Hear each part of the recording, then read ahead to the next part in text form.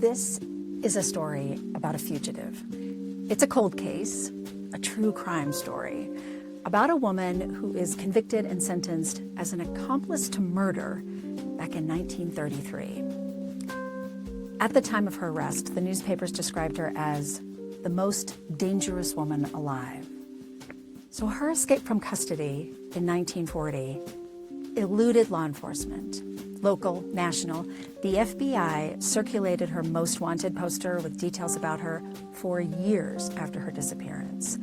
She's considered to be America's longest-running female fugitive. Then a few years ago, this sensational story caught the attention of a careful researcher, an author who is fascinated by cold cases. And she thought, maybe after all these years, I could find her. Maybe I could fill in the missing details around the case and the disappearance. Maybe I could tell the rest of the story. On today's episode of Desideratum, we are talking to author Silvia Pettem and another one of her friends, her historian friends, her online sleuths who helped her, and a descendant of the fugitive, about the things that Silvia uncovered, things she discovered, and what she presents for all of us to consider in her book, In Search of the Blonde Tigress, the untold story of Eleanor Jarman. So what we're going to do is head this way, go to the right around that building, go left a very short way, and then turn right. So just go up here and go around this on the right side. My first meeting with author Silvia Pettem was at Denver's Fairmount Cemetery. Okay, then turn right here.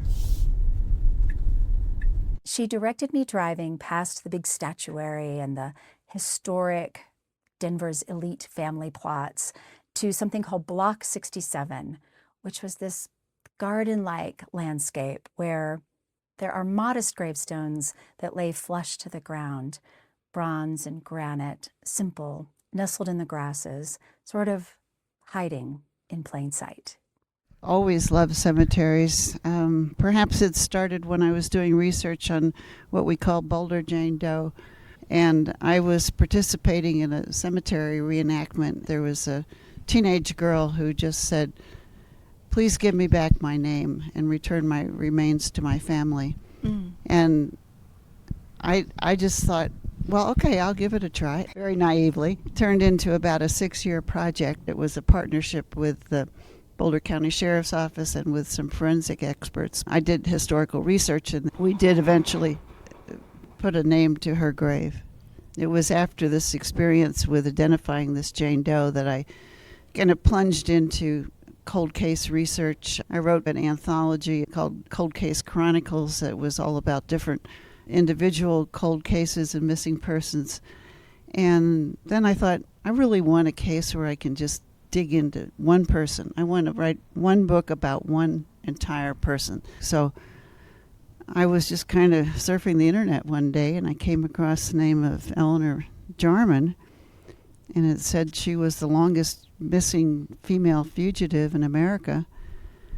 And my first thought is, well, maybe I could find her. But then I got into thinking, okay, who is this woman, and what did she do, and was she being portrayed accurately? So that kind of set the scene for the research that followed. Silvia's research takes us back to 1930s Chicago. It's the Prohibition era, the Great Depression, and the federal government is waging a kind of war against gangsters and bank robbers and crime.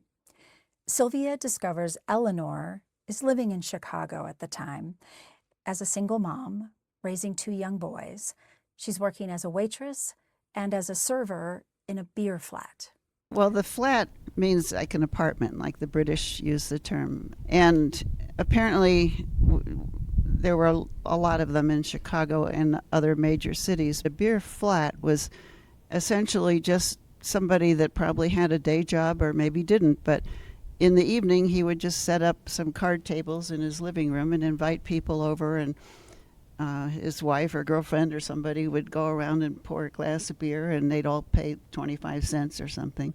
Yeah. And she said in court testimony that she had worked in a beer flat. And I can just picture her. She had left her husband. She had gone through one boyfriend, left him, and then another boyfriend, which was the one she got involved in crime with. This was George. George and Eleanor and another man named Leo, the three of them would go around, and the newspapers called them daylight robberies because they were all in the middle of the day. They would go in the store, and if there were other customers, they would just sort of shop around and mingle. But if they were the only people in the store, they would hold up the shopkeeper and try to rob the cash register or take some merchandise. Yeah. And obviously, Eleanor must have known that she was committing a crime and doing something wrong. But I think she got swept into it by George. I don't know. But George eventually pulled out a gun and shot one of the shopkeepers, who died. And it was after that they were all caught. And George ended up being executed in an electric chair. He was the one that actually did pull the trigger. But Eleanor and the other partner, Leo, he was kind of the getaway driver. And Eleanor, as a pretty young woman, was probably just a distraction. But Silvia found that a distraction was not how Eleanor was ever portrayed by the press or even by the prosecutor and the tough-on-crime district attorney of the era. And I think that's one of the things I appreciated in this book is how much context of the time you get, along with granular detail from the court proceedings and testimony, sentencing. It's a speedy trial. And you get to really see how Eleanor was treated so sensationally by the press. There actually were quotes from the district attorney saying, let's get as many people to the electric chair as we can, something like that. I mean, he was just out to convict everybody that he could. But the newspapers played up Eleanor. It was always, and they called her the Blonde Tigress, just to sensationalize things, which I find rather humorous because when she was on the lam for those few days, she dyed her hair red. Mm. So all of the pictures that you see from the court proceedings, her hair looks very dark. They're black and white photos, but right. That's when her hair was red. But the newspapers were still saying Blonde Tigress, Blonde Tigress. But they always said Blonde Tigress and her pals, or girl gang or something. They always made it sound like she was the leader. Yeah. And so that's what kind of fueled into all this more publicity about, that she was so dangerous and everything. Yes. And we're in the era of Bonnie and Clyde, which absolutely. Is another thing that they were contemporaries. Yeah, and I think that was around the time that Bonnie and Clyde were caught and killed as well. But Eleanor got 199 years, and so did Leo. And the theory behind that was that even if they got out on good behavior and they did 2/3 of the sentence or whatever, they would still spend their life in prison. Yeah. And she was sentenced to what was called the Oakdale Reformatory for women, and that part was absolutely fascinating to me because it really was a reformatory. They were trying to reform women instead of punish women. They had classes to attend, they had work to do, everybody was assigned different jobs, and Eleanor worked in the laundry. The superintendent herself is quoted as saying that Eleanor was a model prisoner. She did just what she was supposed to do, showed up for work on time, did everything right for 7 years, and then climbs over the fence with this other woman, Margaret. And disappears. While the other inmate who escaped with Eleanor was recaptured fairly quickly, Eleanor successfully disappears. For the first time, Silvia's research reveals someone in Eleanor's past who might have helped her hide, who might have helped her live out an ordinary life under an alias. Silvia has fleshed out and found that alias. Back in 1993, a descendant, a grandson, reveals to a newspaper that they think she was living under the name Marie Millman. Silvia has sifted through many Marie Millmans, and she's found the one she is convinced was Eleanor. She's long since passed away, of course, but Silvia's research was able to tell us where she worked and where she lived. And it turns out she was right here. She was in Silvia's backyard. She worked for many years as a waitress in a Denver landmark called Pete's Diner. But we want half caffeine and half decaf.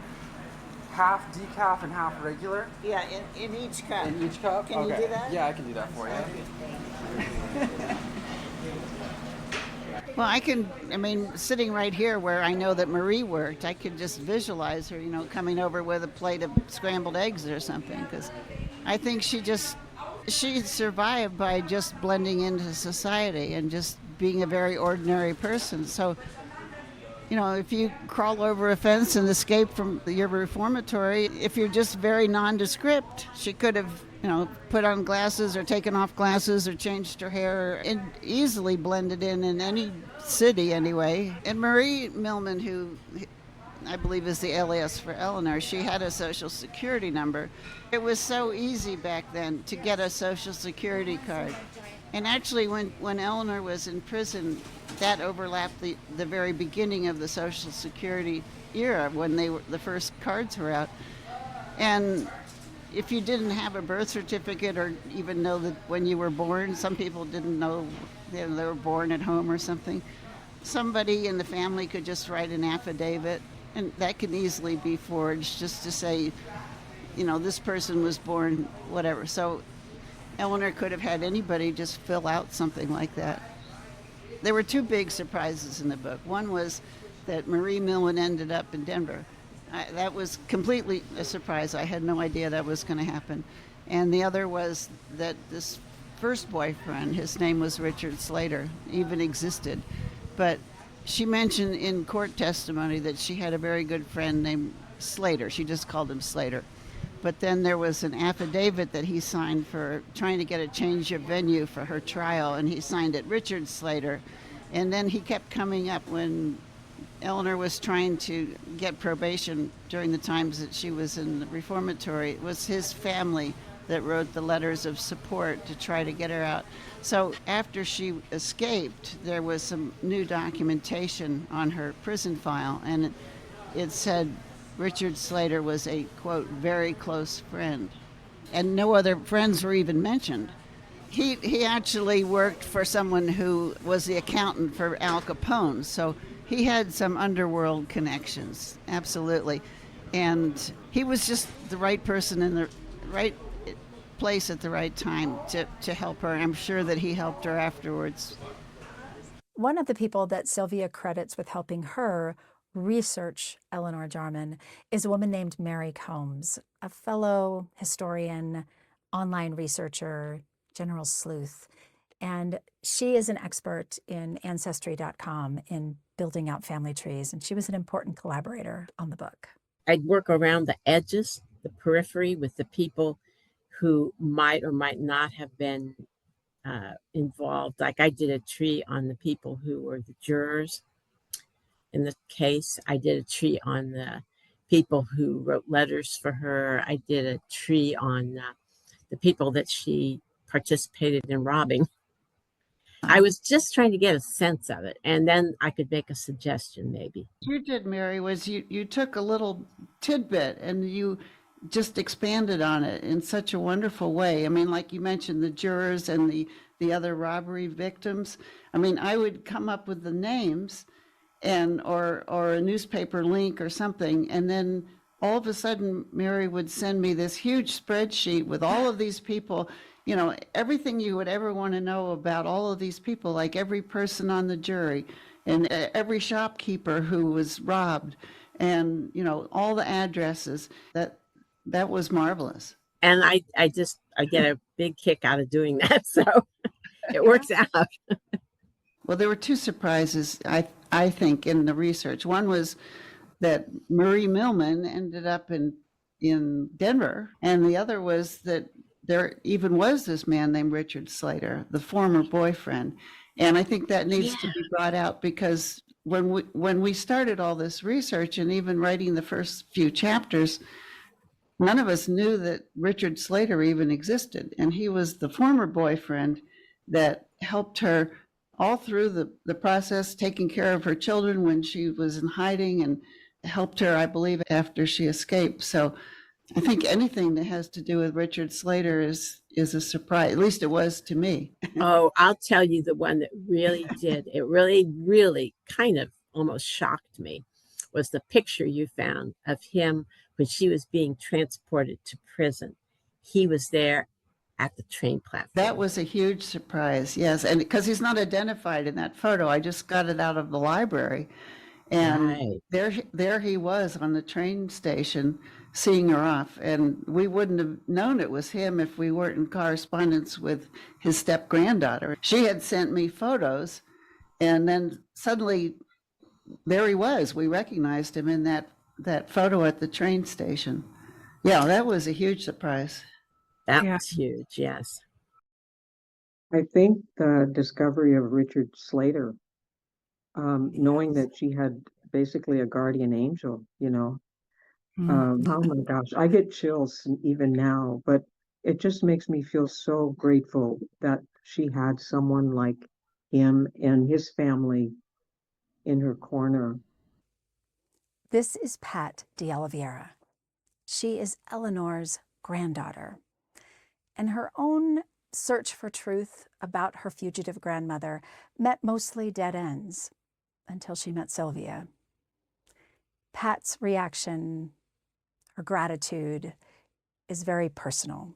And while the clever fact-finding and needle in a haystack discoveries about Eleanor were very exciting, you can feel Pat's gratitude is almost an immeasurable reward.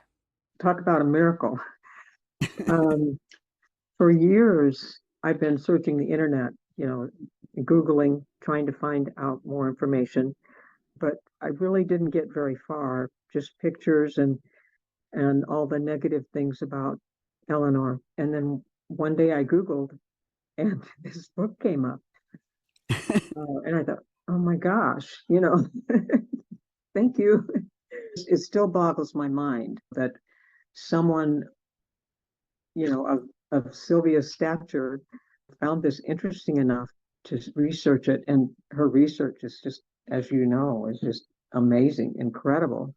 I wanted to find the truth. I think that's what it was. I didn't believe all the sensationalized stories, and I thought this can't be true. I want to find out what is true. So I think that was the compelling push for me, was searching for the truth. But I too sympathized with her. I didn't ever think of her as a dangerous, hard, vicious woman. I wanted to humanize her. I wanted to find the real Eleanor. And thankfully, I think you have.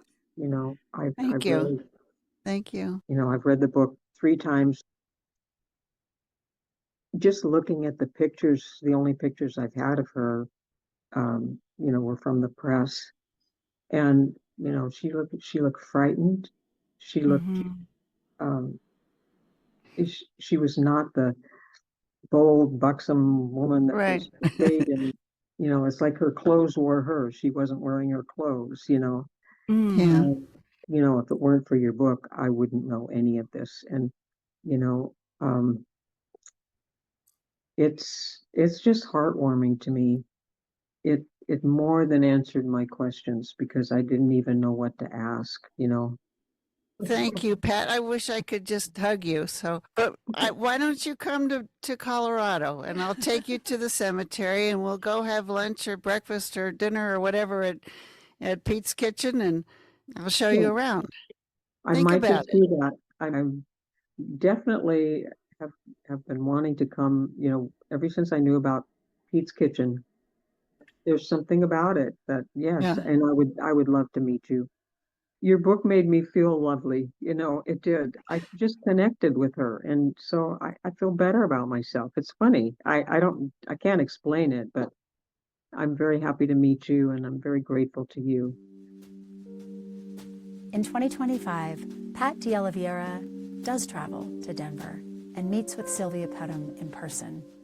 She brings along her granddaughter, and they go to Pete's Diner, and they go out to visit Marie Millman's, possibly Eleanor Jarman's, final resting place. They tend to the modest marker nestled in the grass out there in Block 67 of Denver's Fairmount Cemetery. I hope that you enjoyed meeting Silvia Pettem and hearing about her untold story of Eleanor Jarman as much as I did. And I hope you're curious to know what other untold stories Silvia's been up to. You can find out all about her, what she's working on her website, silviapettem.com. Thanks for listening.